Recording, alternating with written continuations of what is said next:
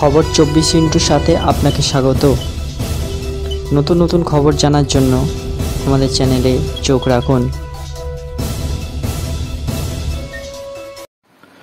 নমস্কার দর্শক বন্ধুরা, স্বাগত আমাদের এই চ্যানেলে। ব্যারিকেডের উপরে উঠে স্লোগান দিচ্ছেন বিক্ষোভকারীরা। মিছিল এবং জমায়েত থেকে উঠছে স্লোগান, দাবি এক, দফা এক, মমতার পদত্যাগ।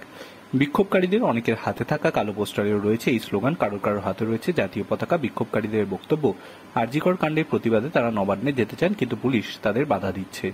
নবান্ন অভিযান নিয়ে ফের মুখ খুললেন শুভেন্দু। বিধানসভার বাইরে সংবাদ মাধ্যমের মুখোমুখি হয়ে তিনি বলেন, বহু জায়গা থেকে অত্যাচারের খবর আসছে, তারপরই রাজ্য পুলিশ এবং কলকাতা পুলিশকে শান্তিপূর্ণ আন্দোলন দমপীড়ন না চালানোর আর্জি জানান বিরোধী দলনেতা। অন্যথায় বুধবার রাজ্য স্তব্ধ করে দেওয়ার হুঁশিয়ারি দিয়েছেন তিনি। নবান্ন অভিযানকে কটাক্ষ তৃণমূল নেতা কুণাল ঘোষের। তিনি বলে, কিসের অরাজনৈতিক আন্দোলন? উদ্যোক্তারা নিজেরা স্বীকার করে নিয়েছেন তারা আরএসএস।